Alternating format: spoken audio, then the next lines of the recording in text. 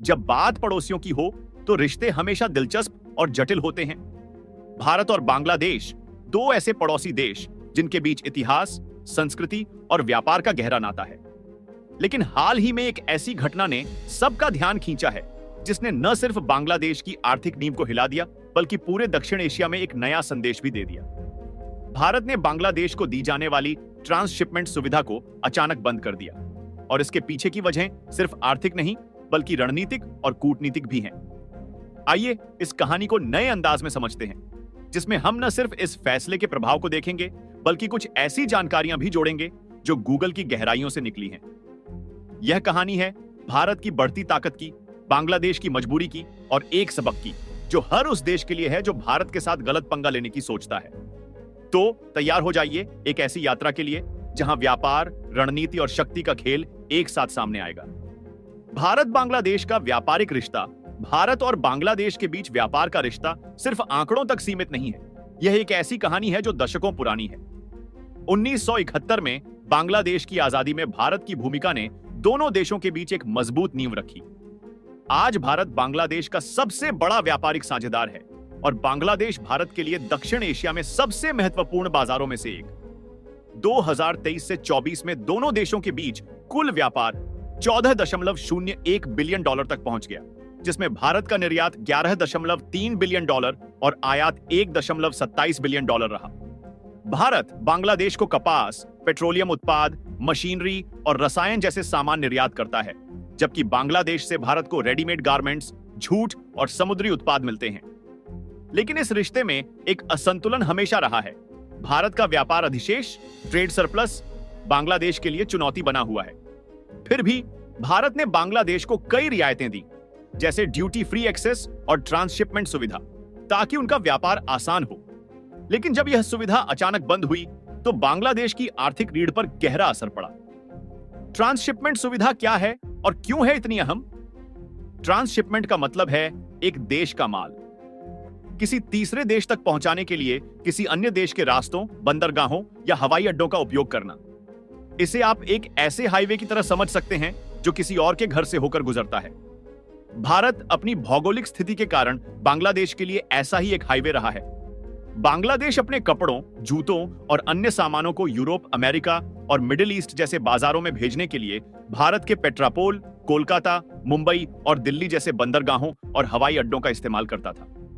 यह सुविधा 2020 में शुरू हुई थी और इसके जरिए बांग्लादेश न सिर्फ अपने पड़ोसियों जैसे भूटान, नेपाल और म्यांमार के साथ व्यापार करता था, बल्कि वैश्विक बाजारों तक सस्ते और तेज रास्ते से पहुंचता था।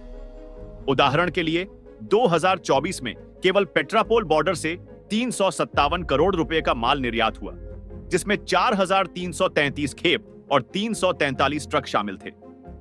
इस सुविधा ने बांग्लादेश के निर्यात को 46% तक बढ़ाने में मदद की, खासकर गारमेंट उद्योग को, जो बांग्लादेश की अर्थव्यवस्था का 83% हिस्सा है। लेकिन जब भारत ने इस हाईवे को बंद कर दिया तो बांग्लादेश के लिए वैश्विक व्यापार का रास्ता अचानक मुश्किल हो गया। भारत का सख्त फैसला और इसके पीछे की वजह, भारत का ट्रांसशिपमेंट सुविधा बंद करने का फैसला कोई जल्दबाजी में लिया गया कदम नहीं था। इसके पीछे कई रणनीतिक और कूटनीतिक कारण थे। आधिकारिक तौर पर भारत ने कहा कि बांग्लादेश के माल की वजह से भारतीय बंदरगाहों और हवाई अड्डों पर भीड़ बढ़ रही थी, जिससे भारतीय निर्यातकों को नुकसान हो रहा था। लेकिन असली कहानी कहीं गहरी है। हाल ही में बांग्लादेश के अंतरिम नेता मोहम्मद यूनुस ने कुछ ऐसे बयान दिए जो भारत को रास नहीं आए। यूनुस ने भारत के पूर्वोत्तर राज्यों जैसे असम और मेघालय को लैंडलॉक्ड बताते हुए कहा कि बांग्लादेश ही उनके लिए समुद्र तक पहुंच का एकमात्र रास्ता है। इतना ही नहीं, उन्होंने चीन को बांग्लादेश में निवेश के लिए आमंत्रित किया, जो भारत के लिए एक रणनीतिक चिंता का विषय है। बांग्लादेश की यह बढ़ती नजदीकी चीन के साथ, खासकर belt and road initiative BRI के तहत, भारत के लिए खतरे की घंटी थी। भारत ने इसे नजरअंदाज करने की बजाय एक सख्त कदम उठाया और ट्रांसशिपमेंट सुविधा को पूरी तरह बंद कर दिया। इस फैसले की सख्ती का अंदाजा इस बात से लगाया जा सकता है कि जब बांग्लादेश ने 4 ट्रकों को रेडीमेड गारमेंट्स के साथ भूटान भेजने की कोशिश की तो भारत ने उन्हें बॉर्डर पर ही रोककर वापस लौटा दिया। यह भारत का एक साफ संदेश था, अगर आप भारत के हितों के साथ खिलवाड़ करेंगे तो परिणाम भुगतने पड़ेंगे। बांग्लादेश पर इसका आर्थिक प्रभाव, भारत के इस फैसले ने बांग्लादेश की अर्थव्यवस्था को गहरा झटका दिया है। बांग्लादेश की अर्थव्यवस्था पहले से ही कई चुनौतियों का सामना कर रही है। उच्च मुद्रास्फीति, विदेशी मुद्रा भंडार की कमी और हाल के राजनीतिक उथल-पुथल ने स्थिति को और बिगाड़ दिया है। ट्रांसशिपमेंट सुविधा बंद होने से बांग्लादेश को अब अपने बंदरगाहों जैसे चटगांव और मोंगला पर निर्भर रहना होगा, जो पहले से ही भीड़भाड़ और कम कनेक्टेड हैं। इससे शिपिंग का समय और लागत 2 से 3 गुना बढ़ जाएगी। उदाहरण के लिए, यूरोप में कपड़े भेजने में पहले भारत के रास्ते 10 दिन लगते थे, लेकिन अब चटगांव से यह समय 20 दिन या उससे ज्यादा हो सकता है। बांग्लादेश का गारमेंट उद्योग, जो उसकी अर्थव्यवस्था का मुख्य आधार है, सबसे ज्यादा प्रभावित होगा। फैशन उद्योग में समय बहुत मायने रखता है। अगर कपड़े समय पर बाजार में नहीं पहुंचे तो उनकी मांग खत्म हो जाती है। इससे बांग्लादेश के गोदामों में माल सड़ने का खतरा है। गूगल के आंकड़ों के मुताबिक बांग्लादेश का कुल निर्यात 2024 में $50 अरब था, जिसमें से 83% गारमेंट्स से आता है। भारत के रास्ते बंद होने से इस उद्योग को अरबों डॉलर का नुकसान हो सकता है। इसके अलावा बांग्लादेश के छोटे और मध्यम उद्यम, जो भारत के ट्रांसशिपमेंट पर निर्भर थे, भी संकट में आ सकते हैं। भारत के लिए फायदे भारत का यह फैसला न सिर्फ बांग्लादेश के लिए एक सबक है, बल्कि पूरे दक्षिण एशिया के लिए एक बड़ा संदेश भी है।